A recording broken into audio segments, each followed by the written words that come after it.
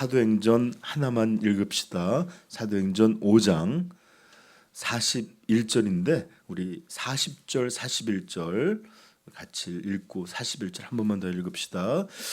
그들이 옳게 여겨 사도들을 불러 채찍질하며 예수의 이름으로 말하는 것을 금하고 놓으니 사도들은 그 이름을 위하여 능욕받는 일에 합당한 자로 여기심을 기뻐하면서 공의 앞을 떠나니라.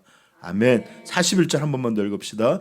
사도들은 그 이름을 위하여 능욕받는 일에 합당한 자로 여기심을 기뻐하면서 공의 앞을 떠나니라. 아멘. 자, 여러분, 저는 그렇게 다 하셨으리라고 믿어요. 우리 교회는 항상 추수감사절에 하나님께 감사한 제목, 감사한 것, 1년 동안 베풀어 주신 감사를 쭉 적어서 헌금과 함께 봉헌하는 전통을 가지고 있습니다. 근데 이게 꼭 뭐 성경이 명령한 것은 아니잖아요. 그래서 전통을 지키는 분들이 대부분인데 또 깜빡 잊기도 하고 또 못 적는 분들도 계시긴 하지만 매년 하니까 참여하시면 좋겠네요. 자, 그래서 지난주 제가 교회 소식 시간에도 올해도 그렇게 하나님께 감사의 제목들 함께 올리자 이렇게 권면했던 것입니다.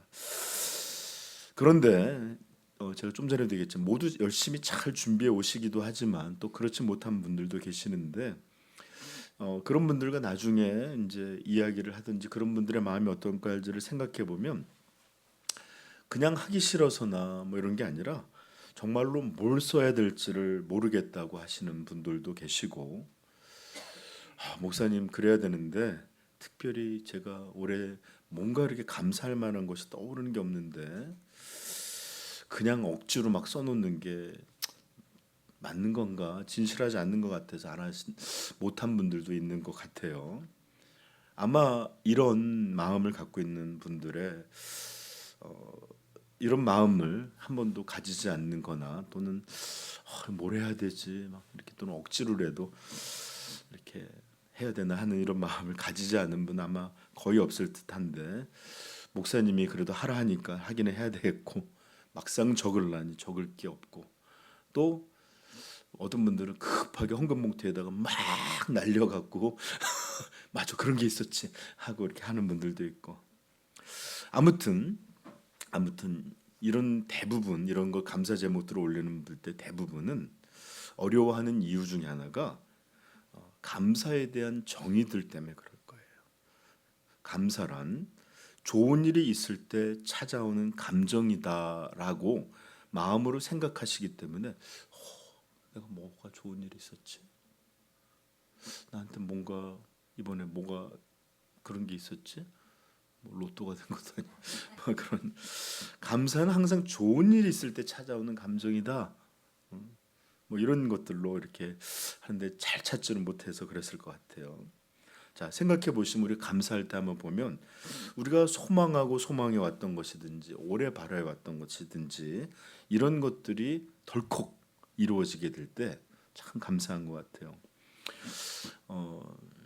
어렸을 때부터 이제 외로움을 많이 타서 빨리 가정을 이루었으면 좋겠다 했는데 배우자를 만나 결혼을 한다든지 결혼했는데 오랫동안 자녀가 없었는데 아이를 또 낳게 된다든지 또는 아이가 무럭무럭 잘 자라서 막 이렇게 그렇게 바라던 좋은 대학에 덜컥 들어간다든지 이러면은 감사한 건 여러분 저기 우리 서희가 서울대 가면 감사한 거 하겠죠?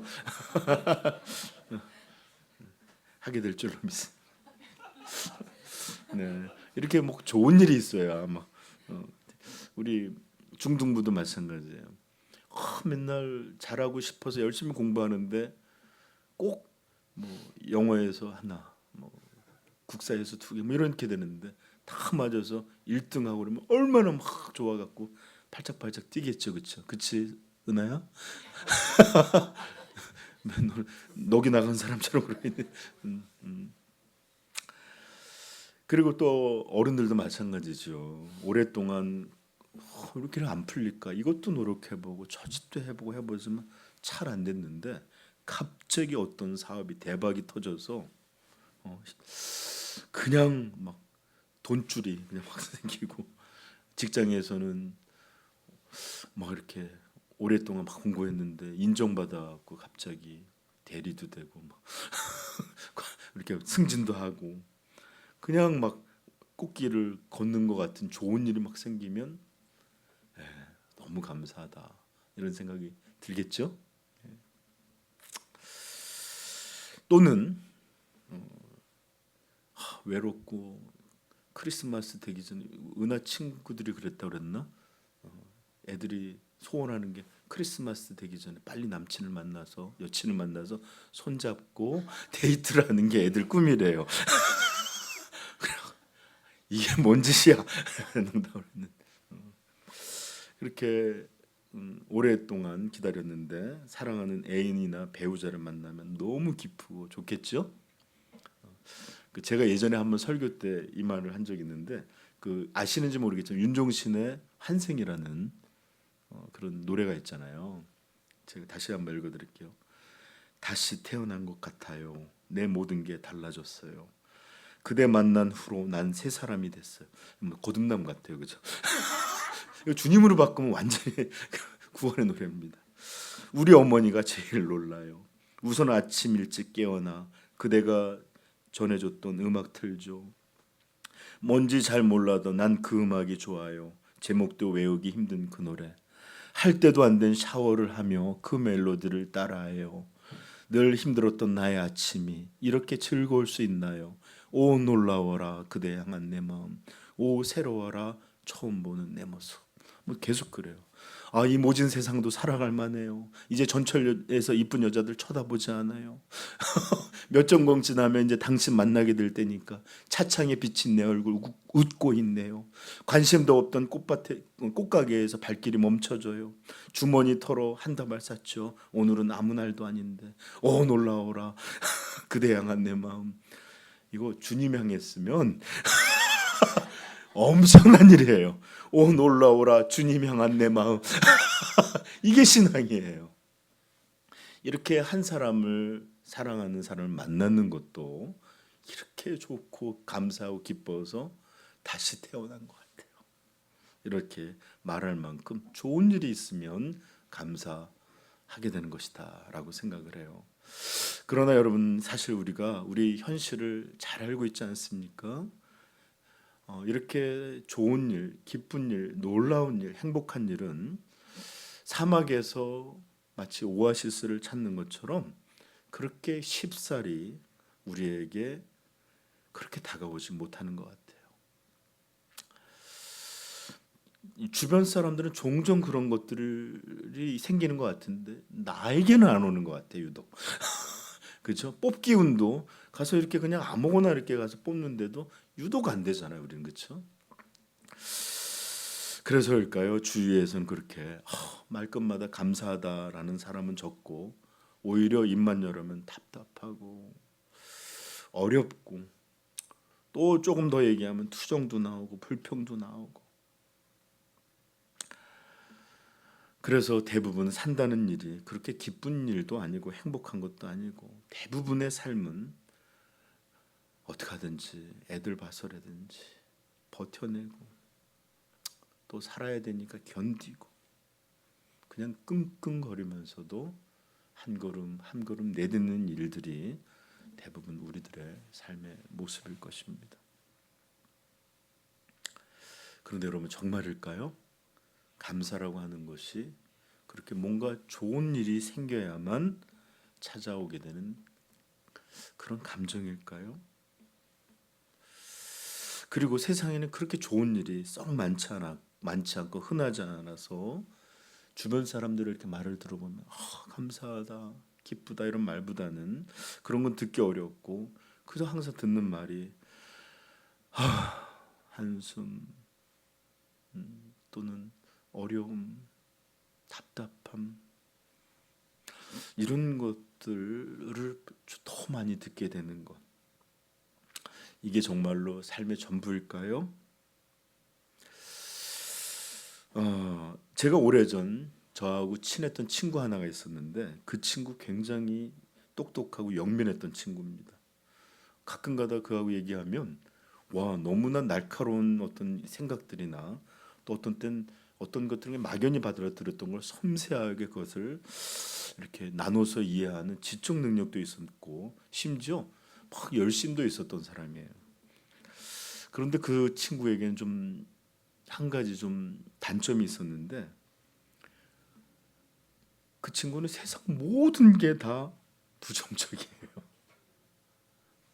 그냥 어떤 걸 보면 좋은 점이 있는데 이건 좀 이런 것 같아. 비판적이고 심지어 굉장히 공격적이기까지 했어요.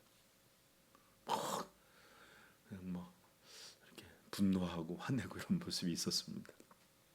물론 그 친구도 매번 모든 게 그런 건 아니고 때때로 이거 좋다 뭐 아니면 이런 얘기도 할 때가 있긴 했지만 긍정적인 모습이 없었던 건 아니지만 그래도 결국 항상 뭘 하다 보면 처음에는 좋았던 것들이 지나다 보면 거기 그렇게 썩 좋지 않더라 이러면서 항상 비판이나 불평이나 또는 불만으로 끝나게 되는 모습을 참 많이 보게 된 친구예요. 저는 그 친구를 가까이 보면서 알게 된 게 하나 있었는데 그 친구가 어떤 이야기를 하든지 어떤 사람에 대한 상황에 대해 들려줄 때 처음에는 어떻게 그럴 수 있지 막 그러다가 자꾸 그런 얘기를 거듭 반복해서 듣다 보니까 결국은 그 친구가 겪는 상황이나 만나는 사람이나 사건들 자체가 문제가 아니라 저 친구 자체가 항상 모든 상황을 그렇게 보고 있는 것이구나 라는 것을 알게 됐어요. 실제로는 주변 환경이나 주변 사람이나 어떤 사람들의 문제가 아니라 저 친구 마음이 행복하지 않구나. 저 사람 참 불행하구나. 라는 것을 알게 되더라고요. 그러니까 본인이 그렇지 않으니까 다 그렇게 보게 되고 그러는 거예요. 혹 여러분들 주변에는 그런 친구들 없습니까? 없는 사람은 자기가 그런지도 몰라요. 그러지 않기를 바래요. 그런 이제 제가 여기서 이 얘기를 할까 말까 했는데 그래서 여기 설교도 맨 뒤에 따로 빼놨는데 항상 감사하기보다는 불평과 불만이 많고 감사할 줄 모르는 사람하고는 친구도 애인도 배우자도 좀 피하기를 권면해요. 왜냐하면 이런 사람들은 깨진 독에 물 붓는 것처럼 아니면 모든 행복과 기쁨, 즐거움을 빨아들이는 블랙홀처럼 여러분들을 자신의 비참함, 자신의 불행으로 끌어들여서 참으로 살아가기 어렵게 만들 겁니다. 제가 예전에 한 프로에서 일본 배우자를 만난 남편한테 일본 아내를 만난 좋은 점이 뭐예요? 그랬더니 너무 모든 게 다 저한테 감사하대요. 어떤 이렇게 조금 미안해서 이렇게 월급을 갖다 줘도 일해줘서 고맙다고 또 뭘 해주면 그렇게 감사하다 고맙다는 얘기를 달고 이게 일본 사람의 특징인지 그 자매의 특징인지는 모르겠어요. 제가 일본 사람을 잘 모르니까. 근데 그렇게 다 모든 걸 당연히 받아들이지 않고 고마워하는 게 그렇게 자기를 힘나게 한대. 근데 우리는 드라마를 많이 봐서 잘 나는지 몰라도 이게 뭐야? 이러고 어떻게 살라고 맨날 이런 눈빛이고 모든 게 뭘 해도 아내가 뭘 해도 당연한 거 남편이 뭘 해도 다 서로 고맙다 감사하다를 잘 모르고 살아가는 게 참 많은 것 같아 그죠? 근데 그 일본 사람하고 만난 그 남편을 보면서 이야 그렇구나 여러분 최고의 파트너는 감사할 줄 아는 사람이에요. 제가 좀 전에 불행한 사람, 불평하는 사람, 감사할 줄 모르는 사람 만나지 말라고 하는 것처럼 반대는 감사할 줄 아는 사람, 그런 배우자, 그런 연인 이런 사람들을 만나길 바래요. 네, 이런 사람들이 그래도 삶을 조금은 더 행복하게 살 수 있기 때문에 그렇습니다. 제가 아는 한 성도님이 있었어요. 이분 참 교회 열심히 다녀요. 예배마다 다 참석해요. 새벽 기도도 와요. 근데 문제가 있었는데 그분은 정말 입만 열었다 하면 정말 거의 예외 없이 어떤 사람들에 대해서 험담하는 일이에요. 그냥 그 친구는 그렇고 막 목사님 막 이러면서 얘기를 하는데 처음에는 왜 그럴까요 그 사람들 이러다가도 나중에 듣다 보니까 그냥 매번 만날 때마다 그런 거 보면서 제가 감시 쭉 보니까 이분은 정말로 다른 사람 내가 같이 있는 사람들 얘기를 할 거 아니에요. 그러니까 예를 들어서 멀리 있는 사람 모르는 사람 얘기하는 게 아는 사람 얘기하니까 그런 사람이 그런 허물이 있었군요. 그 사람이 그렇군요 이러면서 정말 예리하게 보는데 가만 보니까 모든 사람의 죄, 허물 이런 것들은 너무 잘 보시는데 이분이 하나만은 못 보더라고요. 뭘까요 이게? 자기를 못 보더라고요. 자기를. 그렇게 말하는 사람 못지않게 그분도 죄와 허물이 많고 설령 그런 게 안 보인다 할지라도 지금 이렇게 와서 험담하는 것 자체가 그들이 보여주는 것보다 더 허물된 모습일 텐데 그걸 모르더라고요. 그리고 그 사본을 통해서도 가만히 생각해 보니까 이분이 왜 이렇게 험담을 하고 비난할까 보니까 불행한 거죠. 본인이 비참하니까 남들을 비판하면서 자기를 높이고 싶은데 이 이야기를 끊임없이 듣다 보면 자기 불행해, 나 비참해 이것밖에는 결론에 이르지 못한 그런 삶을 살더라고요. 여러분 이렇게 우리가 보듯이 주변에 보면 아시겠지만 우리는 감사와 불평분만이 단지 환경이나 사건, 사람 이런 외적인 요소 때문이라기보다는 한 사람이 세상을, 사람을 또는 사건들을 어떻게 대하는지 내적 태도, 즉 마음의 상태나 태도에 더 기인하는 이런 것들이 있음을 우리는 알게 됩니다. 그래서 감사할 게 있어야 감사를 하죠가 아니라 감사할 게 있어도 그분은 곧 그걸 잊어버리고 아니면 당연하게 받아들일 것이고 또다시 이게 뭐야 이러고 살지도 모릅니다. 자, 성경도 이런 것들에 대해서 우리에게 분명하게 들려주는 메시지가 있습니다. 우리 찾기가 좀 어려운데 찾아볼까? 하박국 구약에 있습니다. 하박국 3장 17절.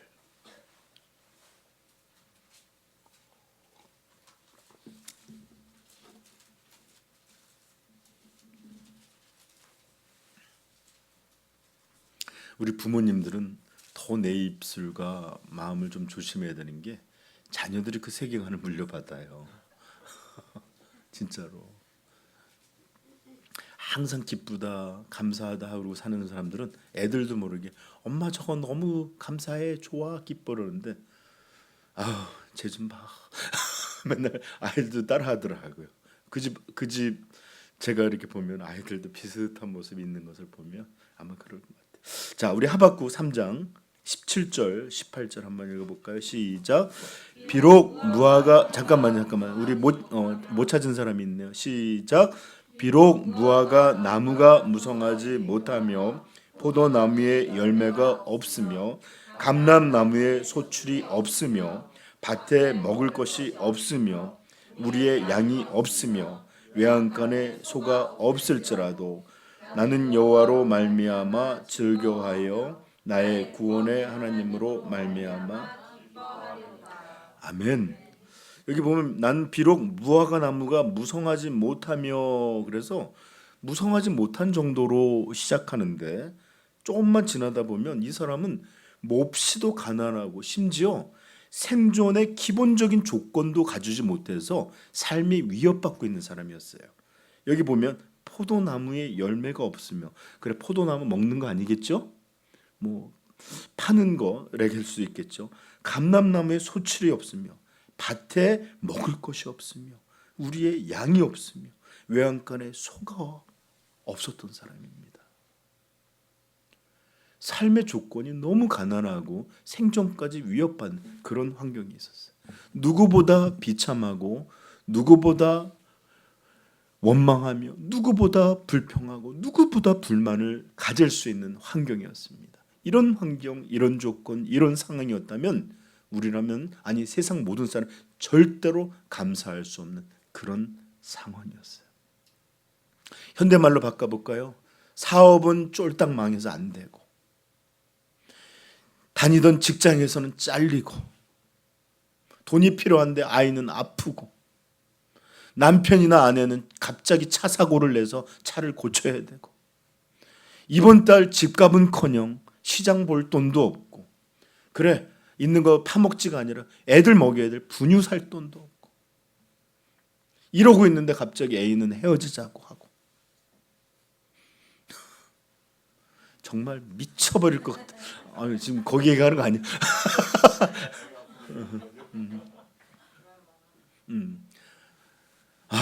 정말 아이들도 그렇고 다 이런 상황이 있어요. 미쳐버릴 것 환경. 지금 그런 걸 얘기하는 거예요.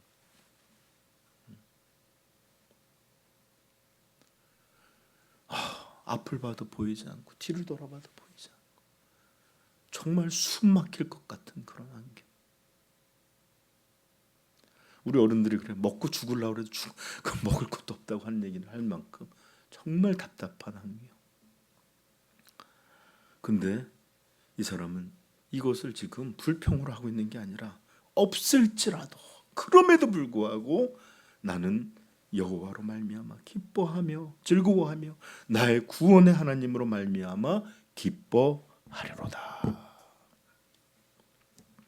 어떻게 이 저자는 이렇게 감사하고 기뻐할 수 있었을까요? 어떻게 그는 즐거움과 기뻐한다고 이렇게 말할 수 있었을까요? 네, 그것은 아무리 큰 불행, 아무리 큰 어려움, 아무리 큰 장애, 이런 것 앞에서도 우리 하나님이, 그분의 구원이 그것보다 더욱 크고 그것보다 더 위대하고 그것보다 더 충만한 것이기에 그것을 보지 않고 나는 기쁘고 즐거워하고 감사합니다. 이렇게 고백할 수 있었던 것입니다. 바로 이것이 성경이 보여주는 감사의 참 모습이에요. 여러분, 제가 전에도 얘기했지만 더 큰 걱정은 진짜 큰 걱정, 작은 걱정을 보지 않게 해요. 우리 애가 죽어가고 있는, 암 걸리든지 불치병에 걸려서 죽어가고 있는데 애 성적이 어떻게 될까, 키가 몇 센치가 될까, 또는 어떤 뭐 이런 친구들 사이로 이런 걱정들, 완전히 압도적인 걱정이 전혀 보이지 않아요. 저도 암 걸리고 보니까 당장 사는 것보다 살아나는 것만 생각이 되지, 뭐 내가 지금 내가 이러고 있는 뭐 커리어님 이런 거 신경 쓰지 않아요. 감사도 마찬가지예요. 걱정만이 아니라 더 큰 압도적인. 여러분, 만약에 정말로 여러분 로또가 요즘은 뭐 여러 명이 한꺼번에 붙여서 10억도 맞게 못한다고 하는데 갑자기 막 100억짜리 되고 나면 뭐 웬만한 작은 어려움들이나 장애들 그거 신경 쓰겠어요? 막 행복해하고 그래 떠들어라 욕해라 나는 그래 더 큰 것이 압도적으로 하면 작은 거 보이지 않네요.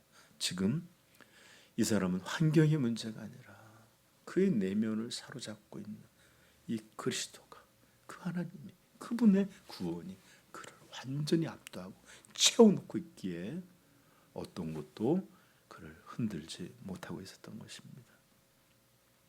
오늘 우리가 읽은 본문 내용이 완전히 하박국 내용과 일치하는 그런 내용입니다. 자, 그들은 감옥에 갇혔습니다. 그들은 이리저리 끌려다녔고 살벌한 위협을 받았고 이 터무니없는 재판을 받아서 억울한 상태에 있을 수 있었어요. 그리고 이제는 채찍에 맞고 또 협박을 당했습니다. 자, 40절 한번 볼까요? 시작.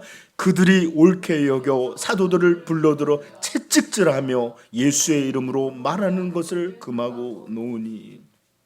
여러분, 이 채찍질은 아마 사도 바울이 고린도후서 11장 24절에 유대인에게서 40에서 하나가만 매를 5번 맞았으며, 그 다음에 이러면서 자기가 고난 당했던 걸 얘기하는데, 유대인들에게는 태형이든지 채찍이든지 40대까지는 때리지 못하지만 39대까지는 무차별하게 때릴 수 있는 그런 권한이 있었어요. 그래서 여기 정확히 몇 대를 맞았는지는 나와 있지 않지만 그들을 죽이려고 했었어요. 그러니 흉내로 몇 대 철썩 이제 가도 좋아 이러진 않았겠죠. 거의 죽을 듯 아마 내리쳤을 것이고, 아마 제 생각에는 40에 하나가만 걸 다 채워서, 그 다음에 여기 보시면 40절에 채찍질을 하여 그 예수의 이름으로 말하는 것을 그만이 협박하고 또는 경고하고 이렇게 놓았다라고 할 때 아마 몹시도 심한 고문, 형벌을 받았을 것은 명백할 것입니다. 그런데 사도들의 반응을 한번 볼까요? 사도들의 반응. 뭐라고 말하고 있습니까? 그들은 먼저 이런 불평하는 말이 없었어요. 원망하는 말이 없었습니다. 하나님, 다른 일도 아니고 복음을 전하는데 어찌 이렇게 고난받게 하십니까? 하나님 지켜주신다는 그 말씀들은 어디에 있나이까? 왜 우리들을 보호하여 주지 않는 것입니까? 예수를 증거하여 산다는 이 삶의 모습이 이것밖에 되지 않는 것입니까? 이럴 수 있어요. 그렇게까지는 아닌데 낙담의 말도 해주세요. 이게 다 무슨 소용이란? 복음을 전해봐야 이런 결과뿐인데. 그리고 앞으로도 달라지지 않을 것 같아. 이제는 못할 것 같아. 나는 여기까지만 할게요. 그냥 하나님 조용히 믿고 그렇게 살게요. 이렇게 낙담할 수도 있었습니다. 그런데 이런 말 대신 사도들은 미친 사람 같아요. 그래서 제가 오늘 매운맛이라고 하는 게, 이것을 일반 성도들이나 또는 초신자들이거나 복음의 은혜를 알지 못하는 사람들, 이게 도대체 무슨 말인지 잘 몰라요. 신앙이 미침이 이렇게 되나 보다, 이렇게 비난할 수도 있습니다. 자, 이런 불평과 낙심의 말 대신 그들은 어떻게 말하고 있죠? 41절 시작. 사도들은 그 이름을 위하여 능력 받는 일에 합당한 자로 여기심을 기뻐하면서 공의 앞을 떠나니라. 기뻐하면서. 여기서 합당히 여기심이라는 게 뭘까를 여러분 좀 찾아봤는데, 쉬운말 성경이 이렇게 써놨습니다. 사도들은 예수의 이름 때문에 박해를 받게 된 것을 영광으로 여겼기 때문에 오히려 기뻐하면서 공회를 떠났다. 현대어 성경은 이렇게 말합니다. 사도들은 하나님께서 예수의 이름 때문에 모욕당하는 특권을 주신 것을 기뻐하면서 의회를 나왔다. 영광과 특권이었기 때문에 그들은 기뻐했다는 것입니다. 즉 이렇게 주님의 이름 때문에 고난받는 것이 우리에겐 영광이다. 이것은 우리에게만 받은 특별한 특권이다. 이러면서 감사해하며 기뻐했다는 것입니다. 우리 성도님들 중에 목사님 여기 감사란 말은 없는데 여기서 은근히 쓱 놓고 그렇게 말씀하시네요. 이렇게 생각할 수도 있는 분들 있겠지만 제가 자신 있게 100% 감사했어요. 100%. 왜 그러냐? 여러분 오늘 이 주보 패커의 글도 보시면 알겠지만 성도의 모든 행위뿐만 아니라 정서적 기쁨은 언제나 하나님께 대한 그분의 은혜에 대한 감사가 기초에 있습니다.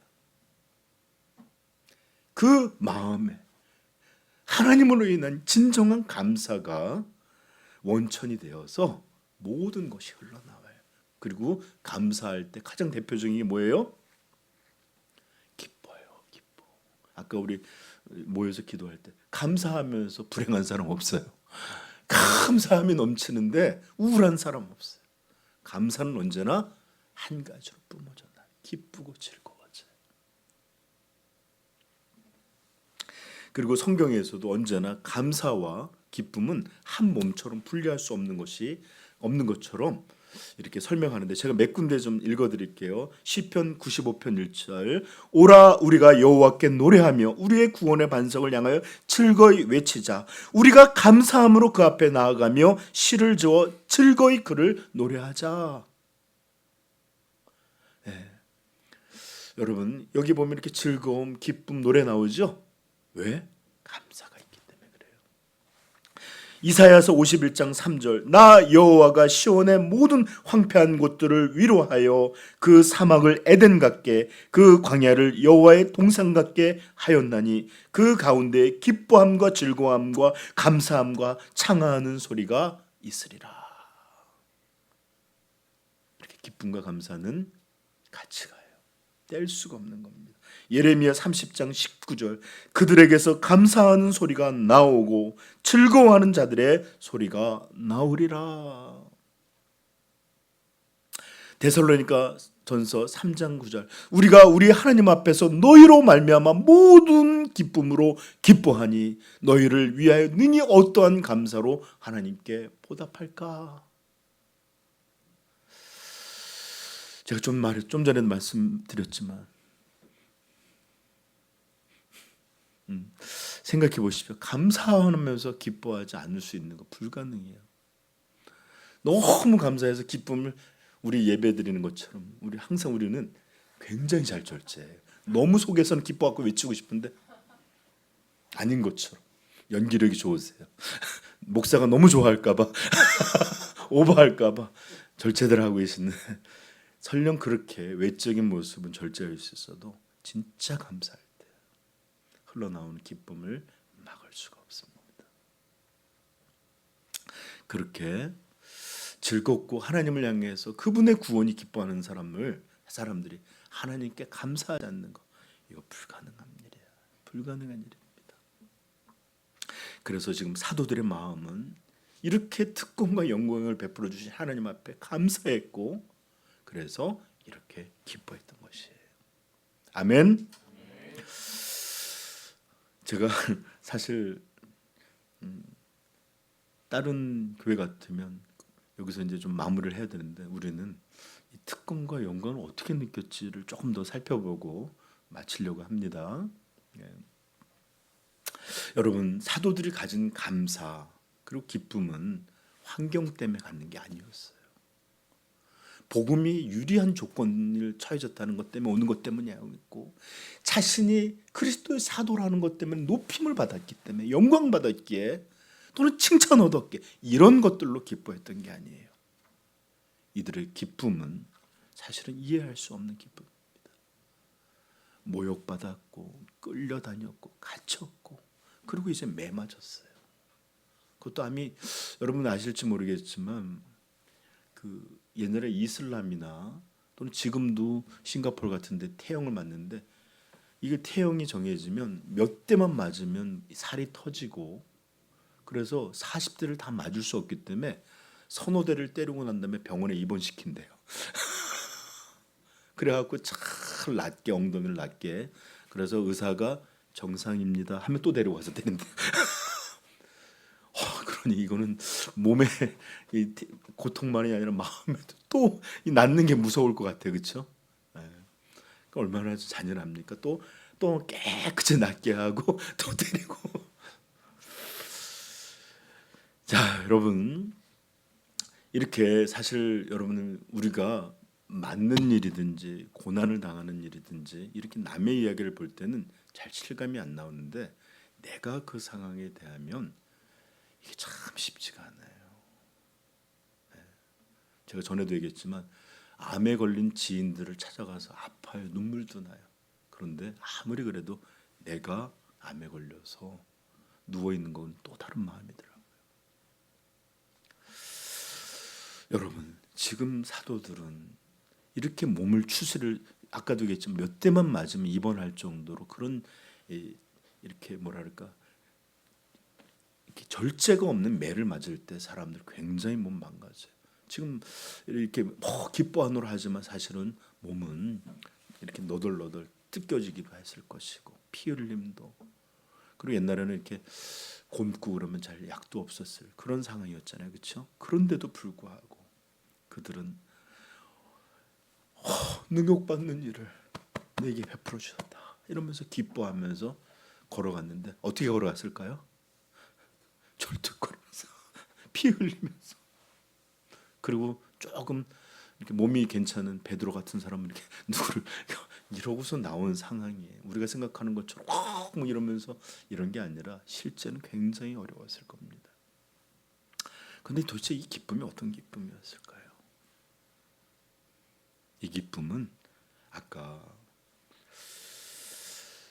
하박국이 외쳤던 난 여호와로 인하여 즐거워하며 그분의 이름 때문에 나는 기뻐하리라 했던 것처럼 자신의 이 기쁨은 자신을 구원한 구원자로 인한 기쁨이었습니다.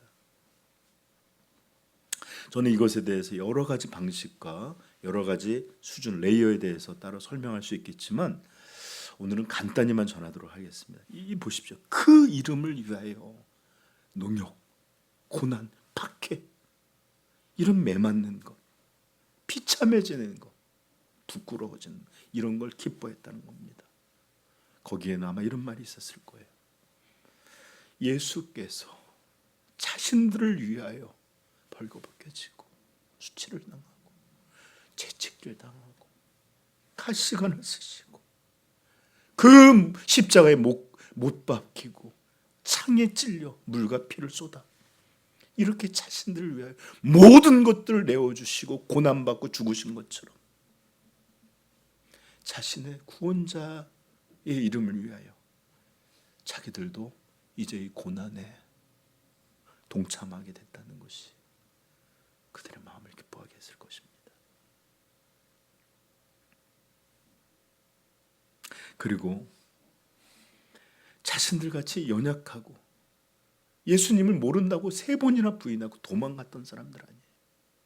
이런 사람들이 이런 모진 고문 앞에서도 이제는 안 믿을게요, 안 할게요 이런 것 대신에 맞으면서도 우리는 그렇게 하지 않을 수 없다 이러면서 온몸으로 그 신앙을 견뎌낸 것들에 대한 나는 그런 사람이 아닌데, 내가 그런 사람이 아닌데 이렇게 나를 보호해 주셨구나, 이렇게 주님이 자신의 것으로 삼아 주셨구나, 이런 마음에 감사했을 겁니다.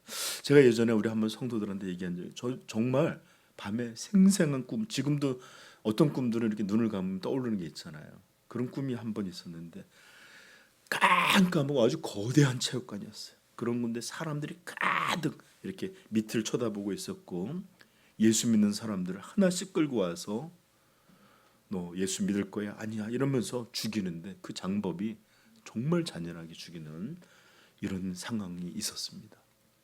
목을 자르고 살을 뜯어내고, 그런데 이 갇힌 사람들을 하나하나 내오는데 점점 제 순서가 다가오고 있었는데 그때는 이게 꿈이라고 생각이 안 됐어요.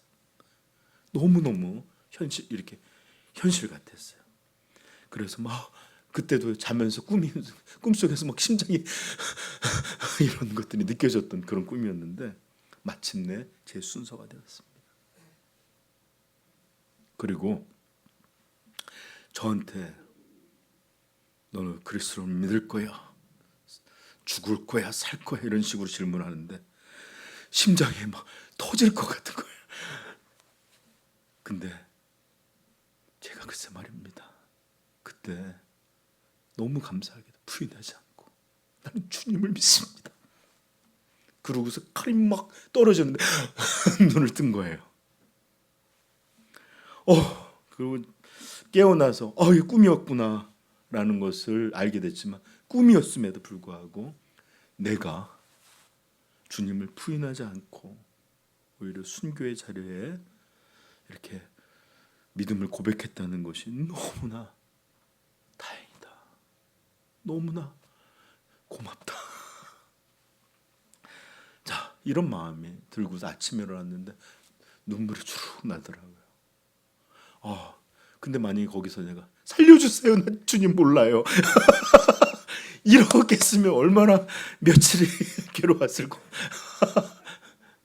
나 목사 아니에요. 난 그냥 직업으로 한 거예요.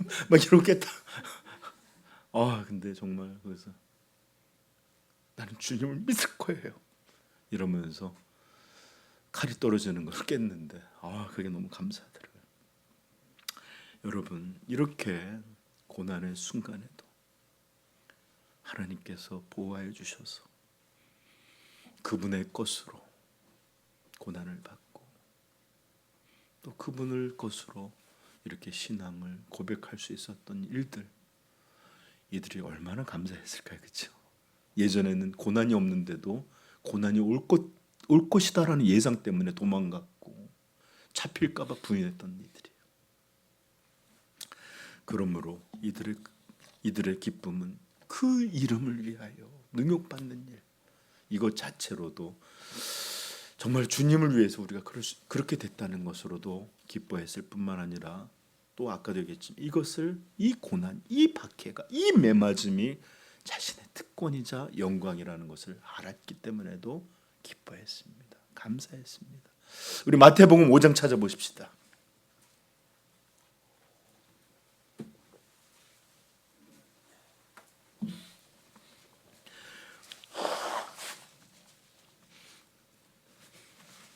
11절 12절 시작. 나로 말미암아 너희를 욕하고 박해하고 거짓으로 너희를 거스러 모든 악한 말을 할 때에는 너희에게 복이 있나니 기뻐하고 즐거워하라. 하늘에서 너희의 상이 큼이라. 너희 전에 있던 선지자들도 이같이 박해하였느니라. 아멘. 여러분, 예수님의 말씀이 정말로 믿어졌고 이루어졌습니다. 나로 말미암아 너희를 욕하고, 이 사람들이 지금 범죄해서 맞는 거 아니에요. 이 사람들이 무슨 이 사회 다른 행동을 한 게 아니에요. 오히려 예수님을 증거했다는 것 때문에 이런 겁니다. 나로 말미암아 너희를 욕하고 박해하고 거짓으로 너희를 거스러 모든 악한 말을 할 때에, 고난을 받을 때에 복이 있나니 기뻐하고 즐거워하라. 기뻐하고 있어요. 왜? 하늘에서 너희의 상이 큼이라. 너희 전에 있던 선지자들도, 즉 어두운 시대에 참되게 하나님을 믿었던 모든 사람들도 이렇게 세상에서 박해하였다. 박해를 받았느니라. 이 사도들은 예수님의 말씀을 믿었고, 이 고난이, 이 맨말씀이, 이 옷가침이, 하나님이 내게 이런 놀라운 상을 주시는, 나를 택해서 그런 상을 주시는 특권이구나, 이렇게 고백하고 있었습니다. 우리 고린도전서 10장에도 한번 찾아볼까요? 고린도전서 10장 13절. 고전 10장 13절.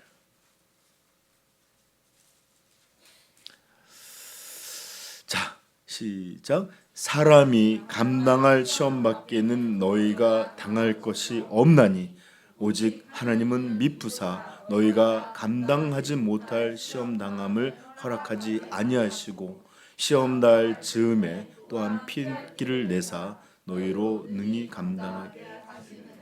아멘. 감당할 시험밖에 주시지 않는 분이 우리에게 이걸 허락하셨어요. 그렇다면 무슨 뜻이에요? 하나님 인정해 주셨구나. 이 정도로 얘네는 믿음 흔들릴 아이들 아니야. 이 정도로 꺾일 신앙 아니야. 인정해 주신 것이구나. 이 고난을 감당할 자로 여겨주셨구나. 이런 것이 너무나 영광스럽게 여겨졌던 것입니다. 여러분, 제가 솔직히 얘기하면 목회를 하다 보면, 목회라는 게 예배 인도만 하는 게 아니라 성도를 그리스도의 장성한 자로 세워야 되잖아요. 그러려면 책망과 교훈과 뭐 이런 게 많아요. 근데 못해요.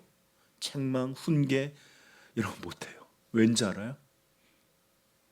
감당할 것 같지가 않아요. 조금만 얘기하면 그냥 감당할 것 같지가 않아요. 내가 감당이 안 될 것 같아. 보십시오. 그럼에도 불구하고 여러분 혼날 때 만약에 제가 여러분을 혼낼 사람이 되잖아요. 기뻐해 주세요. 아, 이제는 이런 책망에도 내 신앙이 흔들리기는커녕 오히려 이것을 훈계받는 것이 지혜라고 하는 것처럼 목사님이 나를 이렇게 이제는 인정해 주신 것이구나. 참, 내가 기특하네. 이렇게 해야 되는데 나한테 혼나보신 분. 네. 혼남을 영광으로 알기를 축복합니다. 네. 자, 잠시 여담했고 정말로 이들은 이런 고난마저도 감당할 수 있는 자로 여겨주셨구나. 너무 영광스럽다. 그래서 여러분들 이런 특권과 영광임을 알았기에 많은 목회자, 모든 교회사 속에, 오랜 교회사 속에 보면 주여 나로 순교의 복을 허락해 달라고 기도하신 분이 많아요. 폴리캅도 죽을 때에 이 순교하는 복을 허락해 주시니 감사하다. 이렇게 여러분들 믿음 때문에 고난 받는 것은 우리가 원망하고 불평하고 낙심하고 이게 뭐야가 아니라 오히려 우리에게 베풀어 준 특권이자 왜? 하늘의 복을 택해 주신 거예요. 그리고 그런 자로 여겨주신 영광인 줄 믿기를 축복합니다. 네. 이렇듯 성도의 감사와 기쁨은 세상 사람들이 알 수도 없고 이해하지도 못하고 그리고 그들과는 전혀 다른 그런 감사와 기쁨입니다.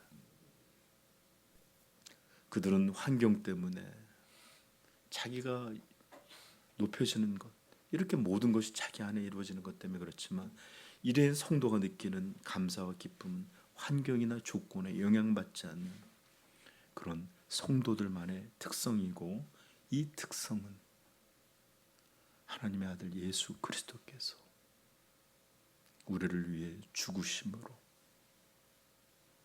우리에게 부여하신 새로운 생명의 본질이다 라는 것을 기억하십시오. 네, 그렇습니다. 성도는 어떤 사람이냐? 그 특징이 뭐냐? 감사하는 사람이에요. 감사하는 사람. 오늘 여기 주보에 보시면 윌리엄 로라고 하는 분이 감사는 가장 위대한 성도의 표지라고 나와 있는데 저는 여기다 위대함뿐만 아니라 본질적 성도의 표지라고 생각합니다. 우리 중등부 한번 크게 읽어볼까? 시작. 시작. 누가 이 세상에서 가장 위대한 성도라고 생각하십니까? 가장 많이 기도하고 가장 많이 금식하는 사람이 아닙니다. 가장 많이 자선 기부금을 내는 사람도 아니고 절제, 순결과 정의에서 가장 뛰어난 사람도 아닙니다. 가장 위대한 성도는 항상 하나님께 감사하며 하나님의 뜻하시는 모든 것을 자신도 원하며 모든 것을 하나님이 베푸시는 선하심으로 받아들이며 그것에 대해 언제나 하나님께 찬양할 마음의 준비가 되어 있는 사람입니다. 아멘. 아멘. 감사가 이렇게 가장 위대한 성도의 표지일 뿐만 아니라 감사가 바로 우리 신앙의 가장 본질적인 모습이기도 합니다. 그러하기에 참된 거듭난 성도는 언제나 그의 마음에 감사, 하나님의 은혜, 그분 이 예수 그리스도라는 이 놀라운 분을 우리에게 주신 이런 것들에 감사하고 기뻐하고 또 그분을 위하여 자신의 것을 드리기를 원하는 그런 사명 안에서 살게 되고 또 우리가 아는 것처럼 우리가 지난번에 본 것처럼 하나님으로부터 난 것이기에 이 감사는 이 기쁨은 절대로 무너질 수 없는 감사와 기쁨인 것입니다. 아멘. 그래서 하박국도 그렇게 외양간 송아지 없고 밭에 먹을 것이 없고 설령 내가 다 모든 것을 잃어버린 생명을 놓아진다 할지라도 나는 여호와 하나님으로 즐거워하고 하나님으로 인하여 기뻐하리로다.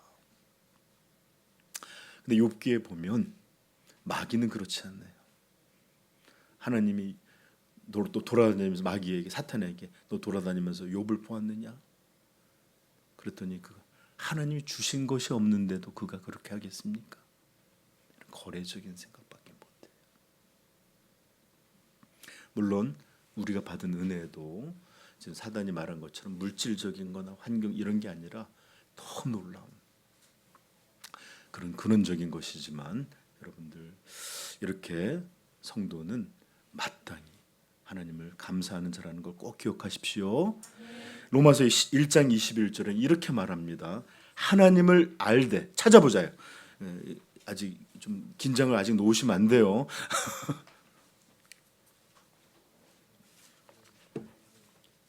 로마서 1장 21절.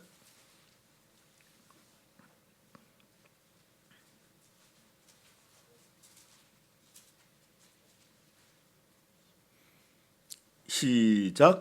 하나님을 알되 하나님을 영화롭게도 하지 아니하며 감사하지도 아니하고 오히려 그 생각이 허망해지며 미련한 마음에, 성도가 아닌 사람의 마음을 다루고 있는 것인데, 반대로 성도는 어떤 사람일까요? 영원토록 감사하는 자겠죠? 감사로 기뻐하는 자들이겠죠? 그러므로 성도는 곧 감사하는 자입니다. 아멘. 자, 여러분 이제 2025년 여기 한번 보실까요? 추수감사주일, 잠언 3장 9절. 내 소산과 내 소산물의 처음 익은 열매로 여호와를 공경하라. 헌금하라는 내용 아니에요. 언어하라고, 영광 돌리라라는 말이 원문이에요. 자, 이렇게 우리는 추수감사절로 감사 예배를 드리고 있습니다. 여러분들에게는 오늘 사도들이 보여주고 있는 것과 같은 그런 감사가 여러분들에게 있습니까? 여러분들에게는 모든 것을, 심지어 고난과 죽음마저 그 앞에서도 결코 흔들리지 않는 하나님께로부터 온 그런 감사, 새 생명의 분명한 특징들이 여러분 안에 살아 있습니까? 만약에 아직도 우리가 이런 것이 무엇인지 잘 알지 못한다면 저는 여러분에게 간절히 권면하고 싶어요. 우리의 구원자, 우리의 왕이신 예수 그리스도를 영접하십시오. 회개하고 돌이켜 주님을 믿으십시오. 그렇다면 하나님께서는 하박국에서 보여주었고 오늘 사도들을 통해서 보여줬던 놀라운 모습과 같이 여러분들을 새 사람으로 거듭나게 하시고 변화시켜 주시고 감사라는, 감사의 존재가 되는 그런 사람으로 바꿔 주실 것입니다. 아멘. 그리고 그렇게 되면 이제 이 땅에서는 천국에 가기 전에 먼저 감사함이라는 천국에서 살게 되고, 그리고 그렇게 감사하는 존재가 되고 나면 이전에는 이렇게 오늘 써도 낼 것도 별로 없을 것 같은데 이렇게 감사할 것이 너무나 많다는 것과 더 나아가서는 모든 것이 은혜고 모든 것이 감사구나 라는 것을 알게 될 것이고, 여러분들이 죽어서는 그 영광의 나라에 영원한 복락을 누리는 그런 인생들이 될 것입니다. 그러므로 사랑하는 성도 여러분, 우리 하나님께서 예수 그리스도라는 이 영광의 복으로 우리에게 주신 분을 온전히 믿고 그분을 사람으로, 그분의 백성으로 한평생을 살아갈 수 있기를 주님의 이름으로 축복합니다. 기도하겠습니다.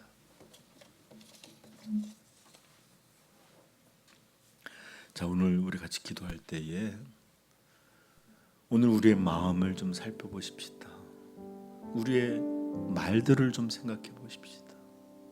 우리들의 삶의 태도와 오늘 살아가는 모습을 좀 살펴보십시다. 정말로 감사할 게 없나요? 감사를 써야도 쓸 게 있어야 하죠. 이런 건가요? 아니면 한두 가지 이런 일들로 좋은 일이 있었네 이런 것들만 떠오르나요?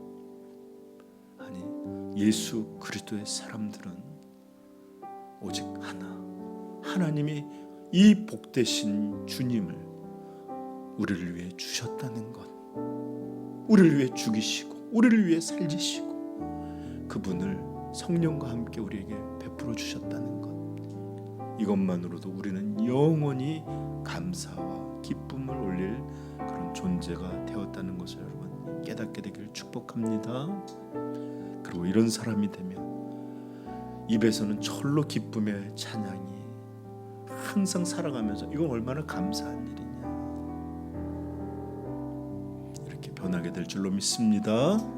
그러므로 이 시간에 우리 같이 이 복음과 새 변화와 감사를 허락해 주신 하나님 앞에 감사의 찬양을 감사의 기도를 올리기를 부탁드립니다. 기도하십시다.